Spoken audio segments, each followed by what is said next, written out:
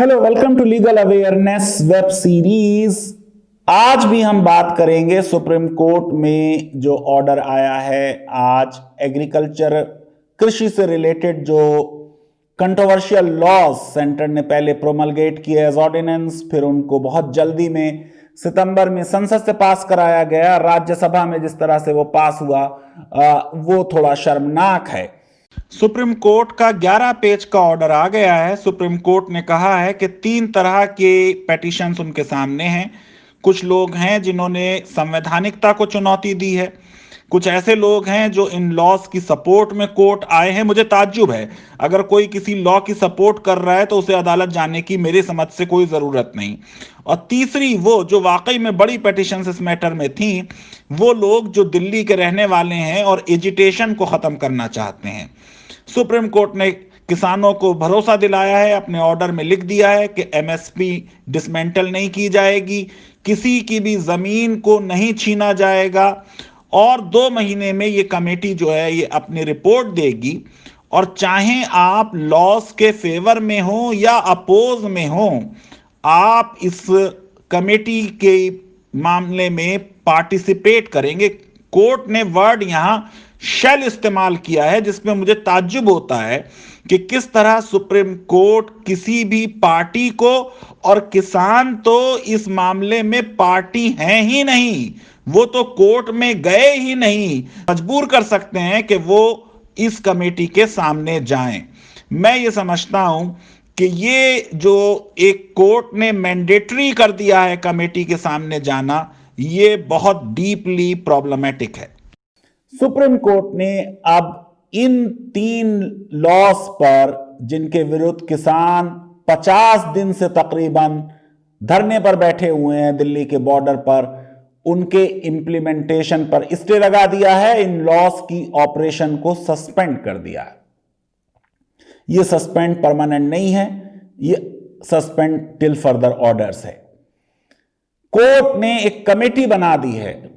उस कमेटी में unfortunately independent experts नजर नहीं आ रहे हैं, बल्कि वो लोग हैं जिनकी इन लॉज के बारे में पहले से जो राय है वो पब्लिक डोमेन में, उनके जो लेटर्स उन्होंने लिखे कृषि मंत्री को, या आर्टिकल लिखे या स्टेटमेंट दिए, वो मौजूद हैं। वो सब लॉज के समर्थन में।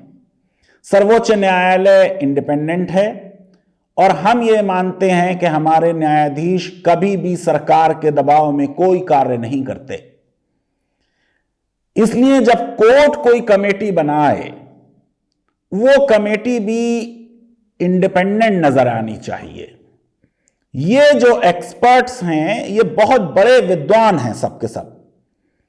एक उनमें किसान नेता हैं, लेकिन ये एग्रीकल्चरल इकोनॉमिक्स के एक्सपर्ट हैं, लेकिन ये सब मार्केट फ्रेंडली रिफॉर्म्स के फेवर में हैं। इनकी आइडियोलॉजिकल लीनिंग जो सरकार ने कानून बनाए हैं उनके फेवर में है। हो सकता है इनका ही ओपिनियन सही हो, क्योंकि मैं एग्रीकल्चरल इकोनॉमिक्स का आदमी नहीं हूं। लेकिन जब किसी चीज पर डिस्प्यूट हो और एक्सपर्ट्स को बुलाया जाए, तो एक्सपर्ट्स ऐसे होने चाहिए जो विद्वान तो हो ही, लेकिन इंडिपेंडेंट भी हों। यहां यह लगता है कि इनकी पोजीशन इस मामले में पहले से साफ रही है, इसलिए यह कमेटी की रिकमेंडेशन इन लॉज के फेवर में ही आएगी। अब हो सकता है कि सुप्रीम कोर्ट अपने ऑर्डर को मॉडिफाई करे और कुछ और एक्सपर्ट्स के नाम उसमें ऐड कर दे। शायद जो किसानों की तरफ से एक्सपर्ट के नाम कमेटी में नहीं है, उसकी वजह यह हो सकती है कि आज किसानों का कोई वकील कोर्ट में उपस्थित नहीं था। मैं समझता हूं यह बहुत अच्छी चीज नहीं है, लेकिन ये लोग ये कह सकते हैं कि कल के ऑर्डर में सिर्फ ये लिखा था कि आज कोर्ट ऑर्डर देगी, ना कि कोई बहस होगी। लेकिन आज अच्छी खासी बहस हुई, कुछ कोर्ट की तरफ से भी रिमार्क्स आए, उनके बारे में बात कर लेते हैं। कोर्ट ने एक बात तो ये कही कि वो बड़े डिसअपॉइंटेड हैं जिस तरीके से ये मैटर डील हुआ। कोर्ट ने ये बात कही कि ये लॉस पास कर दिए गए विदाउट इनफ कंसल्टेशन। याद कीजिए कि कल के वीडियो में मैंने कहा था कि हम लॉ बनाते हैं, सेलेक्ट कमेटी में नहीं जाते। अगर हम सेलेक्ट कमेटी में जाएं तो सारे स्टेक होल्डर से बात हो जाएगी। आज उसी तरह की बात कोर्ट ने अपने ओरल ऑब्जर्वेशन में की है। कोर्ट ने किसानों के विरुद्ध भी बात की कि कोई हमें रोक नहीं सकता कमेटी बनाने से। यकीनन हमारी सुप्रीम कोर्ट विश्व की सबसे शक्तिशाली कोर्ट है, लेकिन प्रश्न यह है कि कोर्ट के सामने मुद्दा क्या है। देखिए, किसान तो सुप्रीम कोर्ट गए नहीं, सरकार भी नहीं गई। सुप्रीम कोर्ट गए हैं कुछ लोग जो धरना प्रदर्शन जो किसान कर रहे हैं उसको हटाना चाहते हैं। उसके बारे में कोर्ट ने अपना ओपिनियन दे दिया कि वो धरना हटाने का कोई आदेश नहीं देगी। कल उन्होंने कह दिया कि यह आंदोलन गांधी जी ने भी किया था, इस तरह की बात हो गई। कोर्ट की एंजाइटी थी कि सर्दी बहुत है, अगर बुजुर्ग लोग सीनियर सिटीजन चले जाएं तो बेहतर है, औरतें चली जाएं तो बेहतर है। औरतें बड़ी नाराज हैं इस बात से। औरतें कह रही हैं हम इक्वल सिटीजन हैं। बहुत सी औरतें किसान हैं, किसानों की बेटियां हैं, किसानों की माएं हैं, किसानों की बीवियां हैं। वो कह रहे हैं हमारा भी अधिकार है कि हम इन कानूनों का विरोध करें। मैं ये समझता हूं कि कोर्ट को राइट था, कोर्ट ने कमेटी बनाई। आमतौर से जो कमिटीज लोअर कोर्ट में बनाई जाती हैं, जब किसी को बुलाया जाता है उसको कहते हैं एक्सपर्ट एविडेंस। एक्सपर्ट की एविडेंस सेक्शन 45 के तहत एविडेंस एक्ट के रेलिवेंट है, जहां मुद्दा यह हो कि कोर्ट को एक ओपिनियन बनाना हो किसी फॉरेन लॉ के बारे में, किसी विदेशी लॉ के बारे में, या उसको कोई साइंस के बारे में, आर्ट के बारे में, हैंडराइटिंग के बारे में कि ये हैंडराइटिंग किसकी है, फिंगर इंप्रेशन, ये थंब इंप्रेशन किसका है।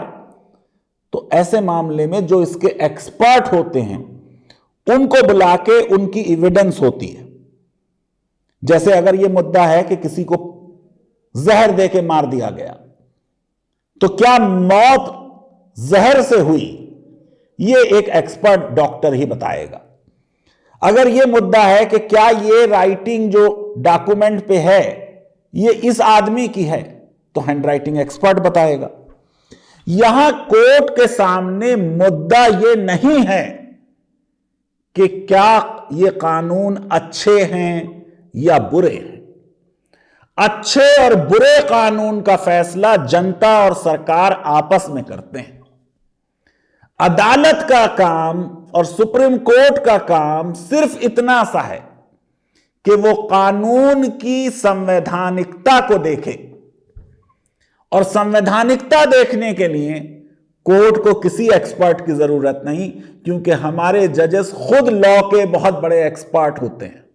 तो मैं आपको बता रहा था कि एक्सपर्ट कमेटी बनाई जाती है या एक्सपर्ट एविडेंस ली जाती है उन खास मुद्दों पे, साइंस पे, आर्ट पे, हैंडराइटिंग पे, थंब इंप्रेशन पे, लेकिन संवैधानिकता तय करने के लिए शायद कमेटी की जरूरत नहीं होती। सुप्रीम कोर्ट जहां एविडेंस रिकॉर्ड नहीं होती है आमतौर से एक्सपर्ट्स अपॉइंट नहीं करती, लेकिन अक्सर कमेटी बना देती है। जैसे अभी ये बात हो रही थी कि साहब दिल्ली में और एनसीआर में जो ये किसान लोग अपना पराल जलाते हैं उससे बहुत पोल्यूशन हो रहा है। जस्टिस मदन लोकर के अध्यक्षता में एक कमेटी बनाई गई। सुप्रीम कोर्ट जैसे एक कमेटी, लोधा कमेटी बना चुकी है बीसीसीआई के बारे में, तो वो अलग तरह का मुद्दा है।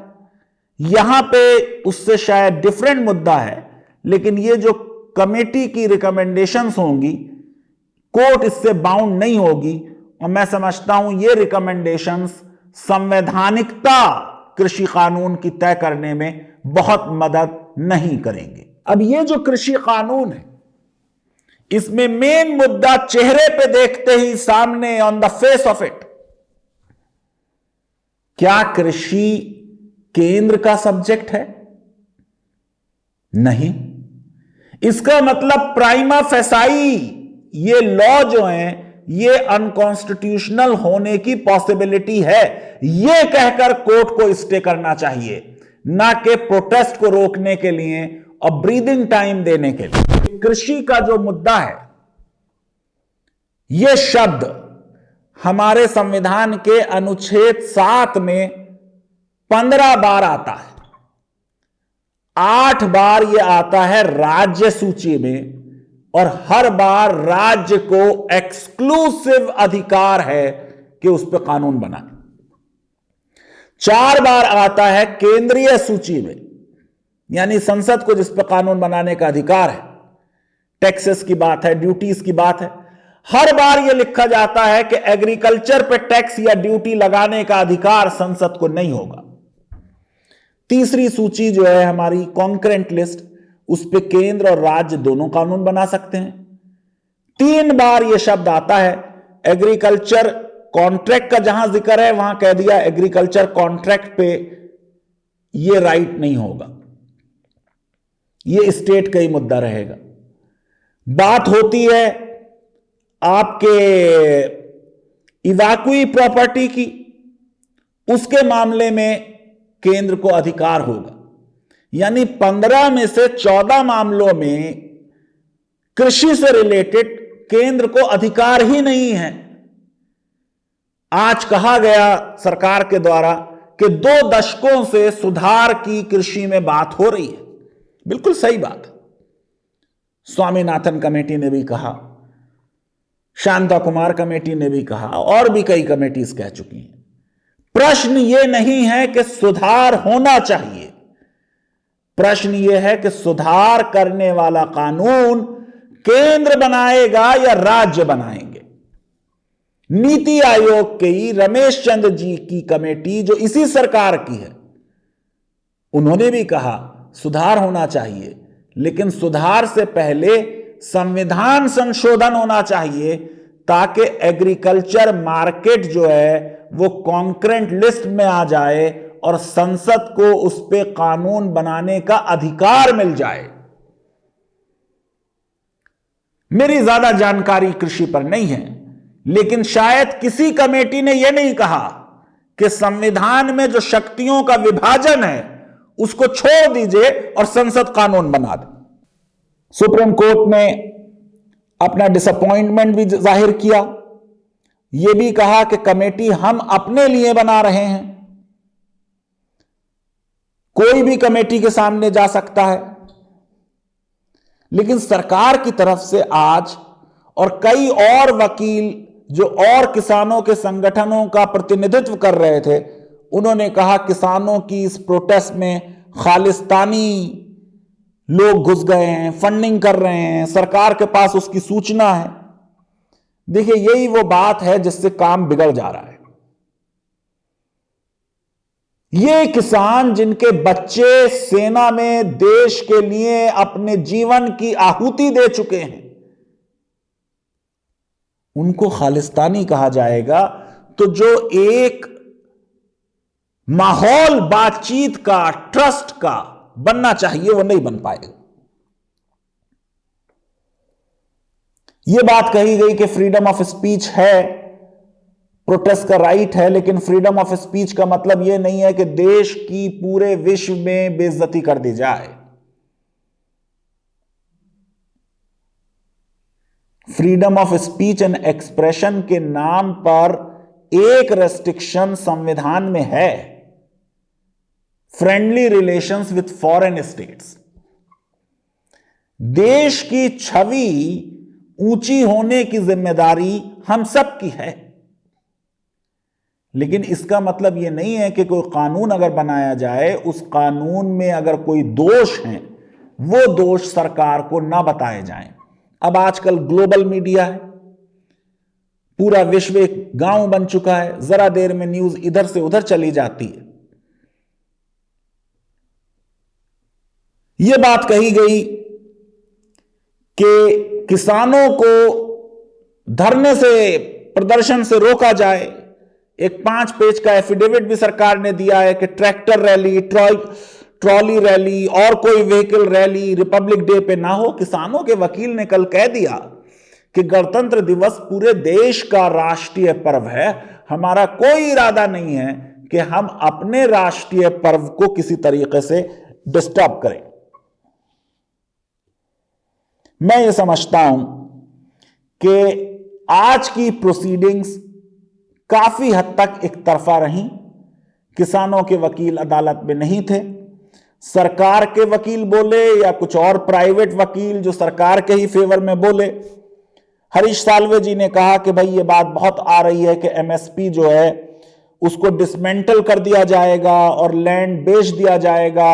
अटॉर्नी जनरल और सॉलिसिटर जनरल इस पे आश्वासन दें कि ऐसा नहीं होगा। मैं ये समझता हूं कि ये कमेटी वाली कार्रवाई से कोई बहुत पॉजिटिव रिजल्ट नहीं आएंगे, क्योंकि कमेटी इंडिपेंडेंट एक्सपर्ट्स की नहीं।